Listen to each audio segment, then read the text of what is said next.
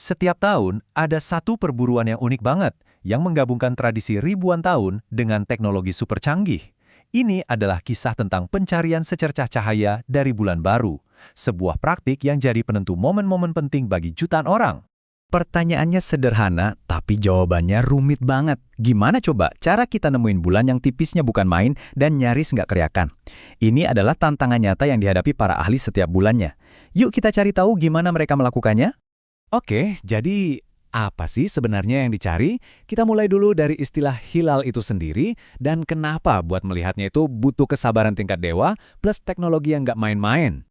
Hilal itu intinya adalah penanda di langit. Tapi ini bukan sembarang bulan sabit ya. Ini tuh sabit pertama yang paling muda dan paling tipis yang bisa kita lihat setelah bulan baru. Kemunculannya inilah yang jadi sinyal dimulainya bulan suci Ramadan atau Hari Raya Syawal. Coba deh bayangin, Anda lagi nyari sehelai benang perak di langit yang masih terang benderang gara-gara matahari baru aja terbenam. Susah kan? Nah, itulah tantangannya. Hilal ini harus bersaing dengan sisa cahaya matahari dan seringkali terhalang sama kabut atau polusi di atmosfer. Makanya susah banget dilihat pakai mata biasa. Nah, jauh sebelum kita kenal yang namanya digital, orang-orang zaman dulu tuh udah pinter loh. Mereka punya cara sendiri buat pencarian ini. Mari kita intip toolkit klasik yang mereka pakai. Peralatannya tuh ya bisa dibilang klasik tapi efektif. Ada tongkat sederhana buat bantu mata kita fokus ke ufuk, terus ada teropong dan teleskop buat ngezoom langit. Kompas, jelas buat mastiin arahnya pas, sama jam matahari buat tahu waktu yang paling akurat. Ini benar-benar astronomi praktis. Terus, boom! Datanglah revolusi. Kita pindah dari yang tadinya cuma ngandelin mata dan lensa ke era digital. Dan ini benar-benar mengubah total cara pencarian hilal. Nah, ini dia nih game changernya. Namanya kamera CCD. Anggap aja ini kayak retina elektronik super canggih yang sensitivitasnya jauh di atas mata manusia. Dia bisa ngelihat apa yang mata kita nggak bisa lihat. Jadi kuncinya itu di sensitivitasnya. Cahaya hilal kan redup banget tuh. Buat mata kita ya hilang aja ketelan cahaya senja. Tapi buat sensor CCD ini, cahaya itu bisa ditangkep dan direkam. Jadinya, ini bukan lagi soal melihat, tapi soal ngumpulin data cahaya. Tapi kamera ini nggak kerja sendirian loh. Dia itu bagian dari satu sistem canggih. Dipasang di teleskop yang kuat, yang ditaruh di atas dudukan berkomputer. Dudukan ini bisa ngikutin pergerakan langit dengan presisi yang luar biasa.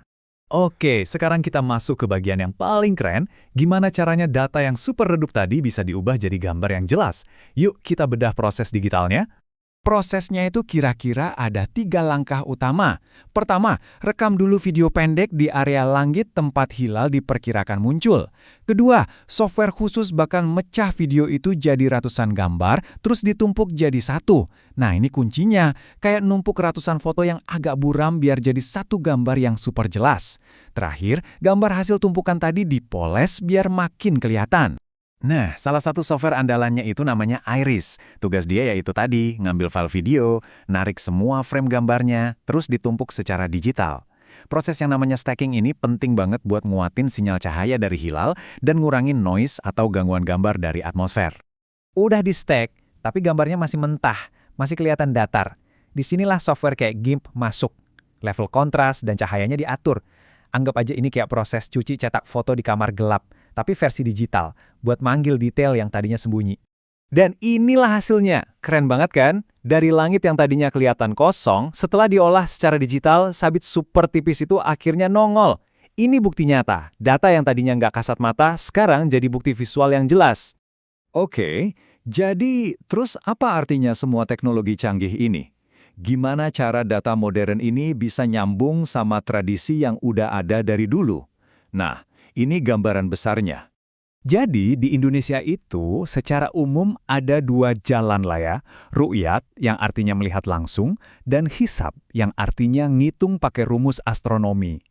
Nah, teknologi yang barusan kita bahas itu sebenarnya adalah ru'yat versi super canggih. Keduanya, baik ru'yat maupun hisab punya kelebihan dan tantangannya sendiri-sendiri. Dan yang paling penting, keduanya ini sama-sama dihormati. Seperti kata fatwa MUI ini, baik hisab maupun ruqyat itu adalah hasil ijtihad, hasil pemikiran mendalam para ulama. Jadi ini bukan soal siapa yang benar, siapa yang salah, tapi ini 2 jalan yang sama-sama valid buat tentuin hal yang sama. Terus gimana dong nentuin finalnya? Nah, disinilah pemerintah mengambil peran. Semua laporan pengamatan dari seluruh Indonesia, termasuk yang pakai teknologi canggih tadi, dikumpulin, terus dicocokin sama data hasil perhitungan atau hisap. Keputusan finalnya diumumkan setelah semua bukti ini dipertimbangkan bareng-bareng. Semua ini akhirnya ngebawa kita ke satu pertanyaan buat direnungkan. Seiring teknologi kita makin canggih, makin bisa melihat yang tak terlihat kira-kira, mungkin nggak ya suatu saat nanti metode pengamatan ini jadi sangat akurat, sampai bisa diterima semua orang, dan akhirnya menyatukan penanggalan kita semua di bawah satu langit yang sama? Menarik buat dipikirin.